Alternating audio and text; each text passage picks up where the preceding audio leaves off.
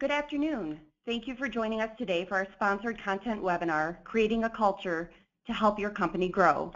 This is presented by Pure Michigan Business Connect. Pure Michigan Business Connect is launching a new global initiative and is opening new doors to businesses in Michigan. This is an opportunity for your business to get new leads through our growing roster of clients. To benefit from this initiative, complete your PMBC profile today at puremichiganb2b.com. I'm Hillary Kodak with Crain's Webinars. The webinar today will last approximately 60 minutes, including 2 presentations and a question and answer session at the end of each session. You can submit a question at any time throughout the webinar by typing it in the question field to the right of your screen. Our presenters today are Steve Dion, Principal with Droste Group, and Richard Breckman, CEO with Great Expressions Dental Centers. Now I'll pass it to Steve to get things started. Great, thank you everyone. So today what we'll be covering, I'll be spending about 20 minutes kind of teeing up the theory and the idea of culture and growing companies, and specifically talking about sort of framing what those issues are, defining a problem, and then I'm going to offer for you a specific framework for you to think about and how it may fit your organization. And then after about 20 minutes, I'll turn it over to Rich, who will be applying that in a very successful business case and providing tools, and we'll still hopefully allow a lot of time at the end for some questions and answers. So as we get into this, though, let me, on the next slide, explain a little bit more about our lens on how we look at this at the Droste Group. So Droste is a leadership and organizational development consulting firm, and our purpose is to create extraordinary leaders who build healthy organizations that improve lives.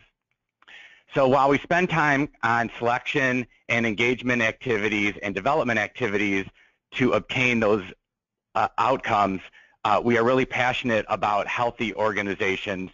And what we'll be talking about today is specifically in this middle section in terms of engagement is the culture piece of this work.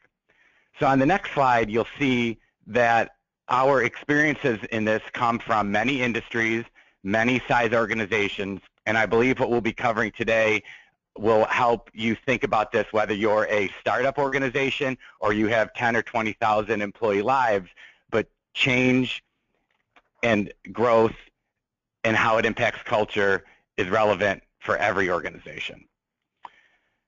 So on the next slide, how we want to start to think about growth is what we find is here's what happens in most organizations. So the growth cycle starts with this.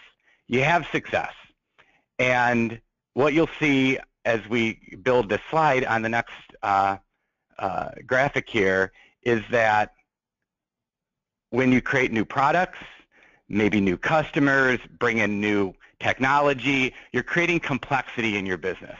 So as complexity goes up, the amount of chaos that happens in your organization builds. Decisions get made differently, it's going to impact customers, and one of those decisions that you make is the amount of employees that you have and those employees' performance levels. So what we find then is as complexity goes up and you're managing so many things, you get further away from the business, the percent of the employee base that you have that can build, flex, understand your customers and grow goes down. So this gap in the middle here, many organizations are trying to fill that with processes, procedures, controls, and it's very haphazard in how that's done. And so that gap there is what we want to talk about today and how we manage growth. And so let me offer on the next slide what your options are there. We'll start with some bad options. So one option, and many organizations do this regularly, is they just stay small. The leader says, if I can't control this, if I can't be part of this, I'm going to stay the size that I am, and that's very limiting. Another option is to avoid those rules altogether, which many organizations do too, and they just continue to operate with chaos. They don't even realize that they're doing that. They continue to just grow and don't put processes and systems in place, and they find a lot of churn and a lot of consternation, and it ultimately becomes a problem for your customers. The third option, which some may say is a good option, and I'll explain why it is not, is to use processes to grow and drive efficient execution. that in and of itself can be good, but process alone will cripple creativity, will cripple flexibility, and your ability to adapt and have your employees adapt and solve your customer needs will ultimately become a problem. So what alternative do you have? On the next slide, we suggest that the model is that you should create a healthy organization culture that's full of high-performing employees, and that will help you grow and adapt. You can't create just policies alone and procedures and systems to be able to accommodate growth. It really comes from a culture point of view. And now I'm going to offer for you what I suggest to be how a healthy culture looks and how you may want to think about managing culture. So many organizations think about the performance side of their business, and especially as you grow, performance is very important. But we're going to talk today about a model that was developed by McKinsey Consulting Solutions. McKinsey as an organization has focused on organizational health for over 10 years. This is a very long and prosperous study with over 1,000 organizations and over 1.5 million employee lives in there. And what we found is healthy organizations focus on performance and health, that's what's going to create the rigor. And I'm going to build for you what this conversation on health might look like. So on the next slide, what we found in this work, and we offer you to think about this in your business, is to think about 3 specific items for outcomes for a healthy organization. Healthy organizations do these 3 things well. Internal alignment is one item. So from top to bottom, the vertical line, direction, leadership, and culture and climate are the 3 outcomes you want to accomplish to have an internally aligned organization. You also want to focus on quality of the execution of your work. Those are the gray square boxes on the corners. So accountability, having coordination and control, having motivation systems, and having capabilities. And on the horizontal axis, that's the ability to adapt, or organizations to be able to change or respond. And that's having an external orientation, again focusing on leadership, and having innovation and learning systems. So this, I would offer for you, is the way you should think about the outcomes of your business and look at these 9 practices and say to myself, do I have these things in place to create a healthy organization? You'll see that leadership is in the center of that and is impacted by all 3 of those areas. And this is the broadest level are the 3 things that we suggest you think about to create a sustaining organization that can grow. So let me build that one level further. You might say that sounds well and good, but what does that look like?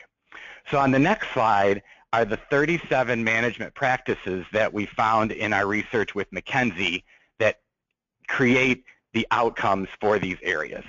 So I know this is can be quite a busy slide, and these 37 areas are a lot to manage, but this becomes your roadmap for how you can think about the areas you may want to focus on. So for example, today we're talking about culture. We offered that not only thinking about culture in and of itself is important, but thinking about organizational health in the context of what I've described for you today is an important way to go. So underneath culture are items like having an open and trusting environment, being internally competitive, being operationally disciplined, and having creativity and entrepreneurialism. And within this model, if this is something you'd want to deploy, we're happy to share with you a little bit more about what's underneath each of those and how would you know if you're accomplishing those practices. Another area may be accountability, for example. So accountability is great, but what does that look like?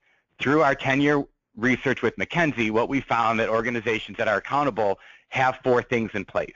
They have role clarity. You can see it's number 12 here. Number 13, performance contracts are in place. They have consequence management and personal ownership. Now, not all 37 of these need to be performing at the highest level for you to be a healthy organization and achieve growth.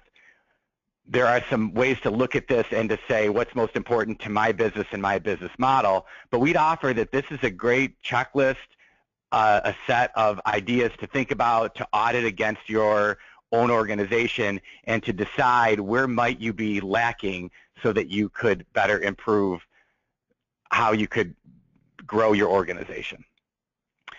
So with that sort of model and idea in place, once you think about those things, I'd offer on the next slide how you would integrate that work. So the idea here is that many organizations have values, and values are what people care about or believe in. We'd offer that the items on the last couple of slides that I just shared with you are the types of things that you should be looking at and trying to create, not just having a performing organization, but to have a healthy organization, and you decide for yourself that you want those 9 outcomes and that you want to have practices in place to ensure those outcomes. And then once you value those things, that's great, but you need to then create a set of norms or express those within the way you operate in your business. Are you aligned in a way that shows your employees that you believe in those things? Are they clear? Are they shown in what you do and what you say? And ultimately, those behaviors then are exhibited by your employees. So that's where you really can find a growing organization, where you have an employee base that understands your products, your customers, your business, and they have behaviors that are consistent with the values that you have. But that doesn't just happen overnight. So you should focus on values, how those turn into norms, and then ultimately the behaviors that you want for your organization. And you can use, like I said, the model I showed earlier, or some other model or approach to be able to say, what does a healthy organization look like? I will show you, though, some statistics for why this organizational health idea is pretty compelling. So on the next slide, what we found through this research with McKinsey and why we suggest that you think about those 37 practices and how they inform those 9 outcomes to create a healthy organization is that our research has shown that about 50% of organizational health can be shown in this model, and this model can be deployed by an employee survey to use your employees as business sensors. And what we found is that companies that achieve top quartile scores on those practices within 1 year have a 9% increase in their EBITA just in year 1 alone, and that those companies are outperforming the stock market by 3 times organizations that score lower in the survey. So we at Droste believe in doing this work purposely to obtain business results, and this really, this data got us really focused on this model, and we found as we're helping organizations think about creating a strong culture that this lens or model is a very strong way and holistic way and inclusive way to get stronger business results. So in closing, before I turn this over to Rich, I guess I wanted to just share a few other points. One is you should define your culture with purpose and with clarity. I briefly shared a model here in the short time we have together. You're welcome to go back and look at those items and build off of that. If that's not the model you want to look at, I suggest, though, that you and your leadership team identify with purpose and clarity what does culture look like for you. Then you should ensure that your values are expressed in terms of a set of norms, and those norms for what you stand for ultimately become the behaviors that your employees exhibit. If you're doing those things, you should be able to increase your talent and your capabilities faster than your sales to ensure that you're growing in a purposeful way. And that, in turn, should minimize business complexity when you have your employees ready. And ultimately, a healthy organization will do these 3 things, and you'll have a long-term success. Align itself, execute with excellence, and perpetually renew. So I wanted to start by sharing that, and I'm going to turn it over to Rich, who's going to share a specific, tangible business case in the organization he works for.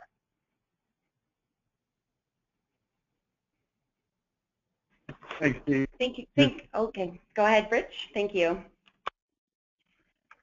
So I'm Rich Beckman. I'm the CEO of Great Expression Dental Centers. So moving to I'm going to give you some background of Great Expressions. So our organization, when I joined in 1998, we had a weak brand name. We had a fairly poor reputation in the marketplace. Our culture almost didn't exist.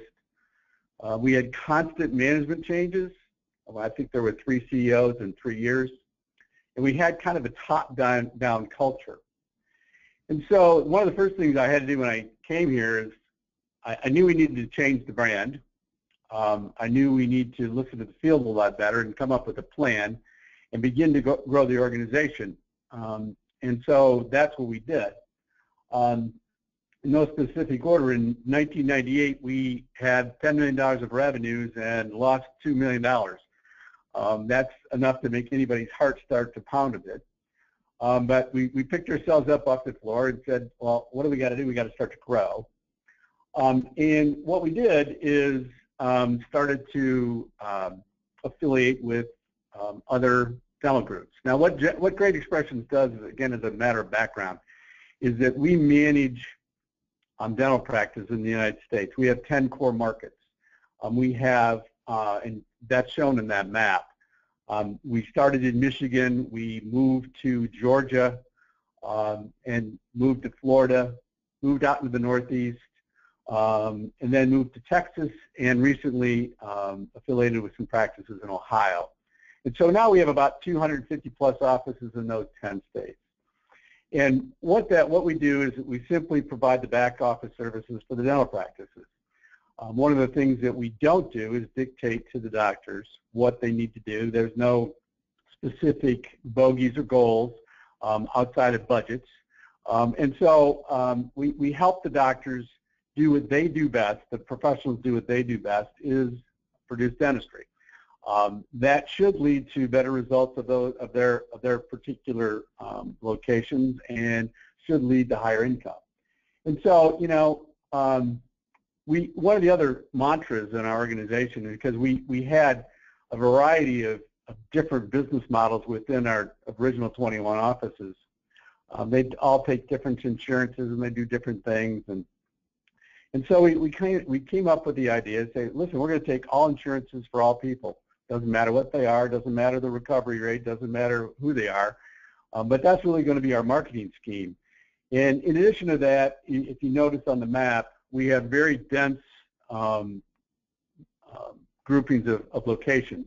What that does is that leads to economies of scale that allows us to recruit better, allows us to buy supplies better, gives us leverage over the insurers, gives us leverage over landlords. So realistically, that's what we look like today. And since 1998, we've affiliated with over 150 practices. On the next slide, what's our mission? Well, one of the problems in healthcare, and I'm sure those of you on the phone have experienced this, is that the customer service is at best less than friendly, and at worst downright mean-spirited. So one of the things we had to do is change our people's ideas of what they should do and how they should do it. And we want friendly people. Friendly people promote, you know, people coming back. We want to make sure we take care of people. We call it, you know, not to mimic an organization, but we talk about the Starbucks culture.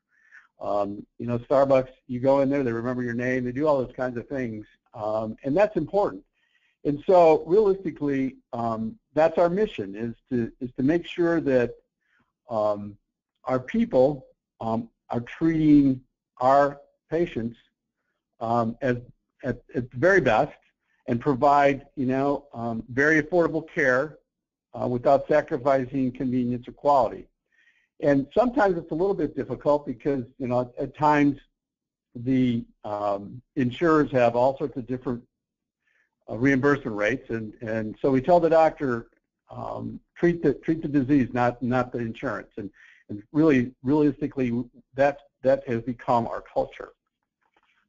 Moving to the next slide. One of the most important things that we found is our brand. There's risk to branding a dental organization. The risk is that you're only as good as your last visit. If somebody goes on Yelp and says something bad about you, you got to overcome that. Everybody's got to overcome that. But let me tell you something, it's the best thing we ever did. The Great Expressions brand is known to patients, it's known to the insurers, and it's known as having a quality reputation.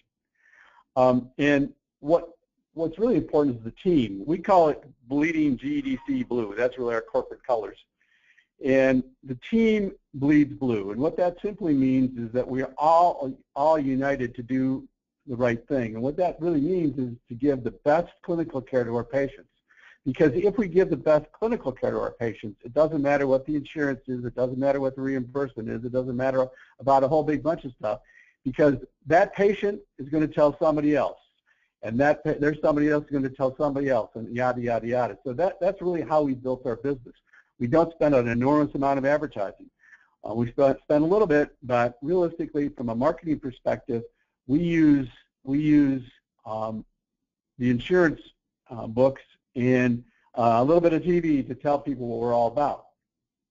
We also want to make sure we teach and grow and succeed. And what that means, we invented GEDC University, and we put all of our people through a variety of training courses. So they go to GEDCU, and GEDCU just simply teaches culture.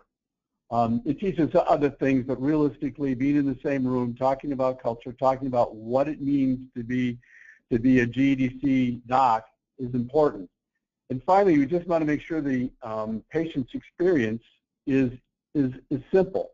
We continually try to simplify just the administrative process of trying to get through the front door. I particularly don't like to go to the doctor and be asked the same thing about 10 times. And so, we're getting better at that, and we're trying to develop a device that simply you fill it out once and you never have to fill it out again. So we're on that path. So on the next slide, there's three components. We want to hire and promote people to demonstrate our values. We want to make sure we tell our story, and we want to make sure we lead by example on how we, run our business, what our values are, because the values are the culture, and the culture is important. On the next slide, we call it the power of one. The power of one is on every document we have. It's on everybody's nameplate. It's on sweatshirts, it's on t-shirts, it's in our offices, it's everything we talk about. And simply what that means is that one person can impact one person's life. And by doing that, each of those impact other people's lives. And as a team, we impact everybody's life. And so it's number one, it's internal. And what I mean by internal is we have to treat each other with respect. And if we treat each other with respect, we go a long way to making sure that we create a culture that ends up treating the patient with respect. I've got hundreds of examples of the power of one concept.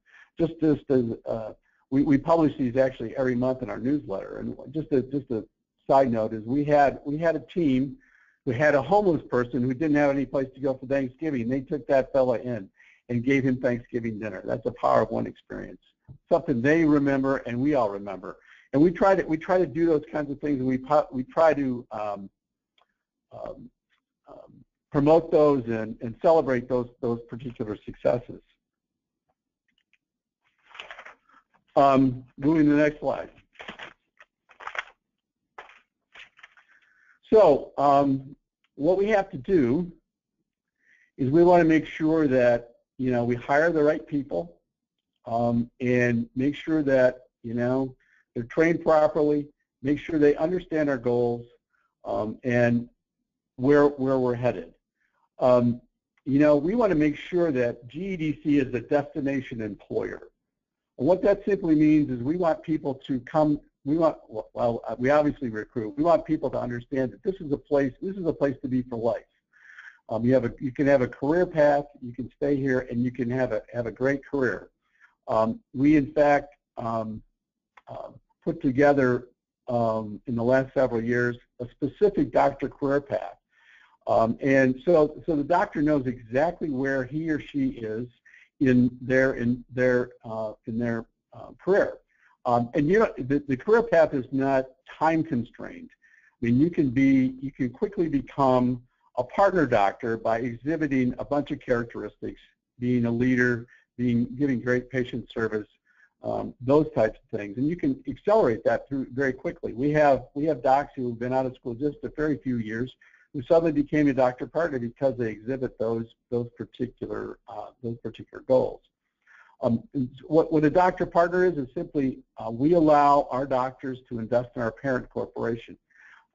They get units that are in our entity, and they can buy more as they proceed. So we want to make sure that they are aligned with management because management has the same kinds of incentives. And so it's important to align the incentives with the people that provide the services. And one of the other things that we do with the doctors, and really everybody in our organization, is we're, you know, for lack of a better word, we're a data factory. We believe that you can't measure it, you can't monitor it. And so we have lots of data to help the doctor and the hygienist and some of the other professionals and the people in the office on what's going great in their offices and what's not going so great and where they can improve.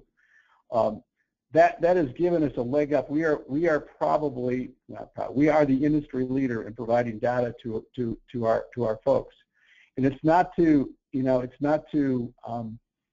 criticize them. It's so that they can learn and they can grow. They can know what they're doing, how they compare to peers, and what they need to do to promote excellence. And so we believe that that's really important. We make sure everybody gets an annual review, and when people leave, we want to make sure that we interview them to find out why they left. We learned some valuable things about what goes on in the world that, you know, sometimes management is impervious to. So it's important for us to know what's going on in the field, and it's important to us to give them reviews. And finally, you know, we want to make people move through our system as quickly as possible. There's a bunch of career paths in our organization, not only for doctors and hygienists, but also for the people that run the offices. We have a layer of management, and they can quickly move through those fields. So they're all paid on performance.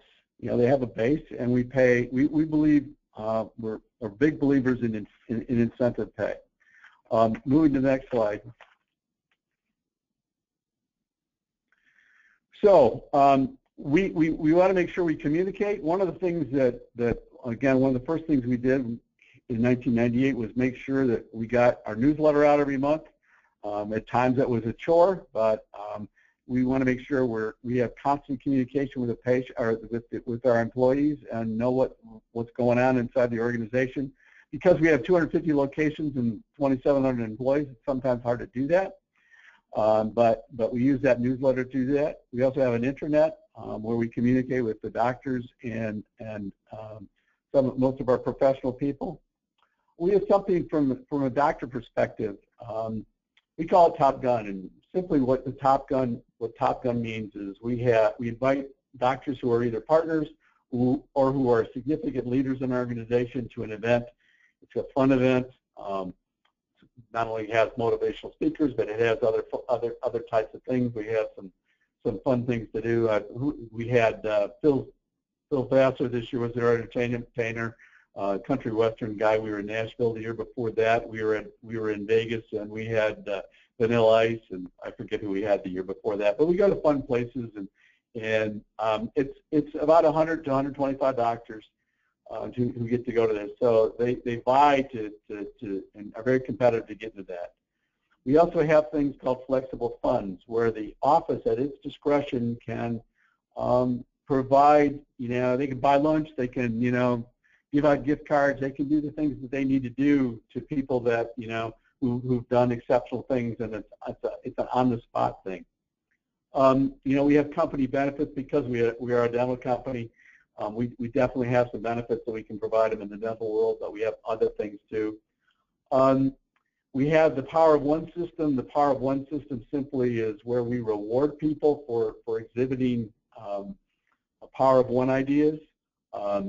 there is sometimes there's monetary rewards, sometimes it's just a pat on the back.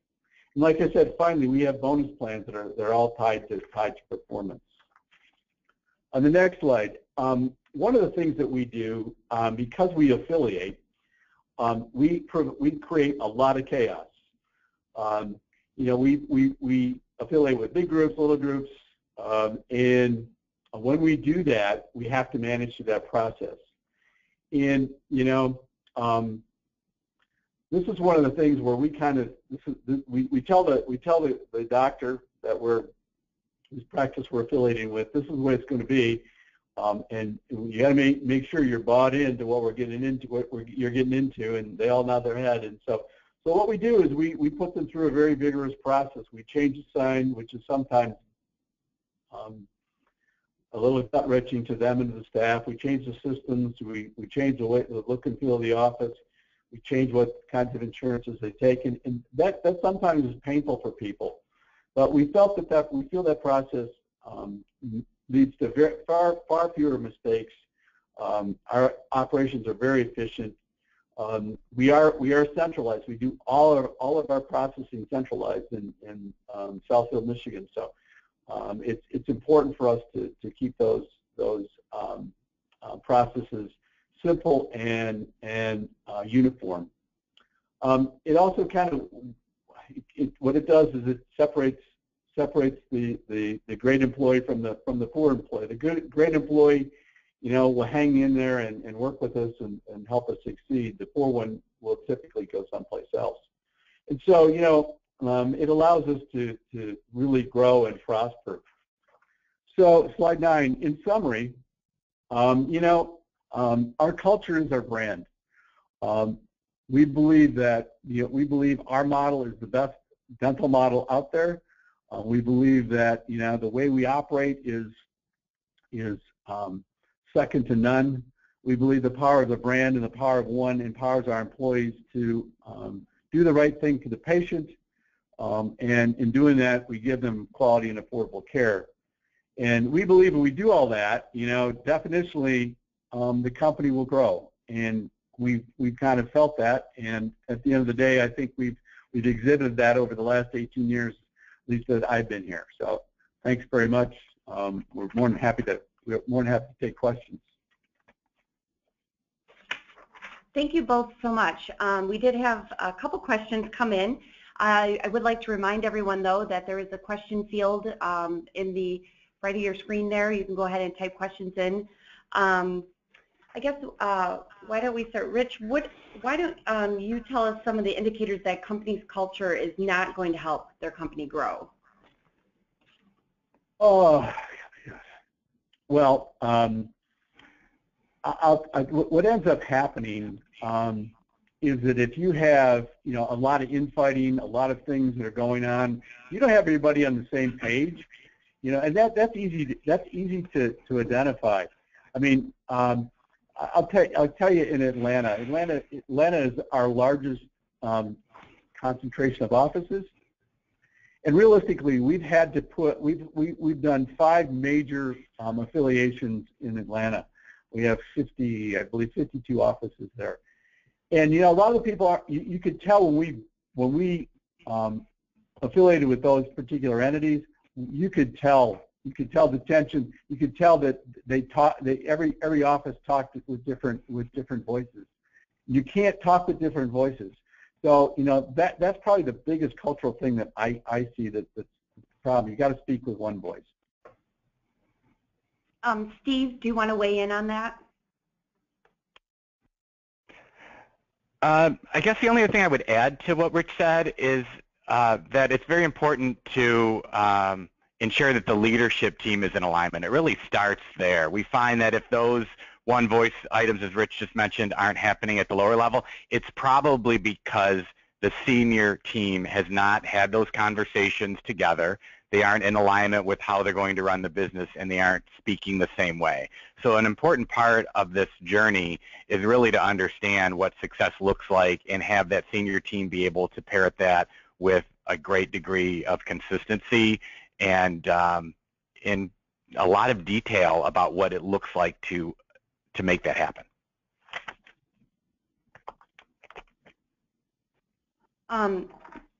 Also, that's part of along the same vein.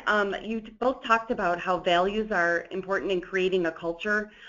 Steve, do you know how you can tell if your employees are living your values? Well, it's very important to have a mechanism to understand from the customer experience and from other internal employees' experience if employees are behaving consistent to your values. I believe that every organization should have some sensing mechanisms, including asking other employees, whether that's, you know, some online assessment, whether it's just a step-level interviews that management does. It doesn't have to be very fancy necessarily to be able to accomplish that.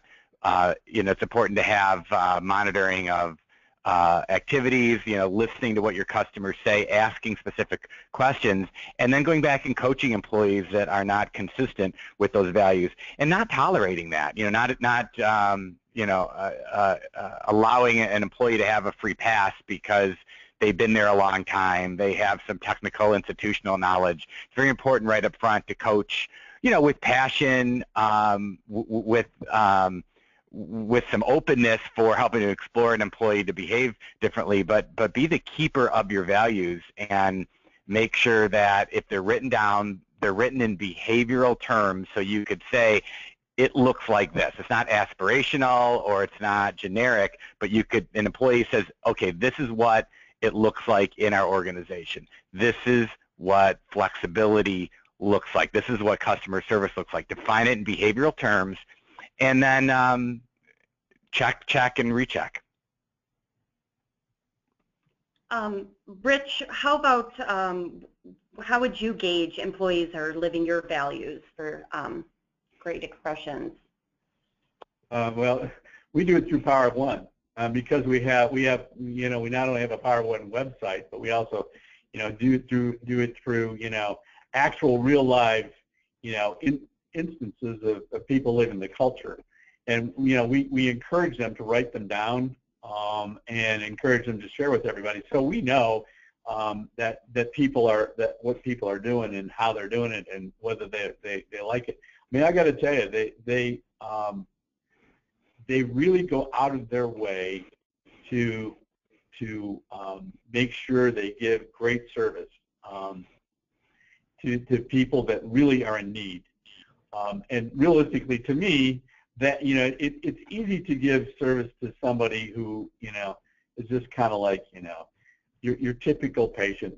But when they go out of their way to take care of patients with, you know, special needs, and we have a lot of them, you know, that's just an indication of how special they can be. And like I said, we monitor that through the Power of One, and through the reward system, through just the recognition system. So that's how we keep track of it. I mean, there's a zillion ways, but we think this is the best. At least that's the best we've had so far, because we've tried other things, and we think this is the best. That's great. And we did have another question about gauging employee feedback. So how would you solicit feedback from your employees? Do surveys, face-to-face, town hall meetings? Are you asking me? This is Rich. Well, sure, go ahead. We do surveys, actually.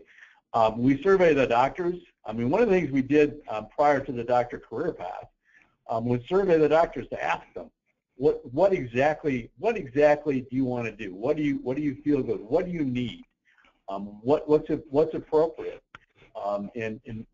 And we got great responses back. And let me tell you, the COO and myself and the Chief Clinical Partner, Dr. Brody, we met with each and every doctor throughout the whole system in 2014 prior to the installation of this. You know, on a really broad base. We met with every single last one of them and got their feedback. They appreciated that, and we did that. We did the same thing with the practice administrators, so the office managers. We met with we did that more in a group setting, but we met with every group in every city, town you can think of. and listen to them and listen to what they had to say, what they liked, what they didn't like, how to fix things, what they thought was great, what they thought was wrong. So, you know, that's a lot of hands-on stuff, but I got to tell you, it goes so far to really make the employee trust the management team, and that's important. They've got to have trust in us. So we do that. We sometimes maybe survey people too much, but you know, we do a lot of surveys, and we try to listen to them and make changes that they feel are appropriate. And I think it goes a long way. Thank you. Steve, what aspect of your company's culture are you most proud of? Well, within Droste, as a leadership and organizational development consulting firm, we have about 60 folks that are geographically dispersed and are also remote workers out working at other client locations. So it creates an additional challenge for us to create a culture that is aligned, and we practice our own medicine here. So the survey model I shared with you earlier, just to get our conversation going on organizational health, internally we have run that on our employees, and I'm very proud to say that you know we've achieved first quartile scores with that, and so we practice what we coach other organizations to do, and we see the effect that has both on the satisfaction of the team that we have internally, also rowing to the same rhythm, and also how it impacts our brand and our customers. We consistently hear our customers say, you know, you can have 10 different consultants in here, and they all know what we're doing and why we're doing it, and Droste's values are espoused through the work that they do every day. By the way, we do the same thing with our patients. We consistently, you know, survey patients, call patients, take their temperature on how they feel we're doing, and we do that. We actually do that every month. Take samplings and things like that, and you know, sometimes we do a little bit wider based survey, but you know, the customer service scores are extremely important, because those also, you know, while they don't, you know, they're not directly related to the you know, employee satisfaction, it surely helps, because if we got happy patients, we usually have happy employees. You know, and our discussion here today is really centered not just on a great culture, but it's centered on a culture that supports growth.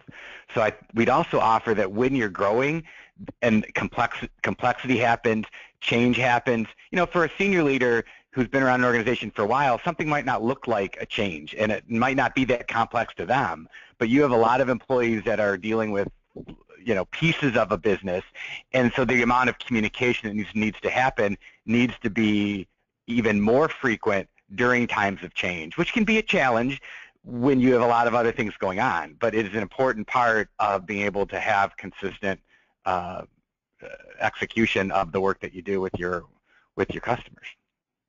I will second that. Well, thank you both very much. I'd like to say on behalf of our sponsor, Pure Michigan Business Connect, once again, they are launching a new global initiative and opening new doors to businesses in Michigan. This is an opportunity for your business to get new leads through our growing roster of clients. To benefit from this initiative, please complete your PMBC profile today at puremichiganb2b.com. Thank you for joining our webinar. We hope you found it helpful. If you'd like to revisit this presentation, this webinar will be available on demand in the next few days. You'll get an email notice when it's ready.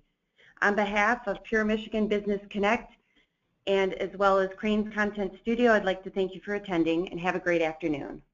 Hey, thanks so much, all.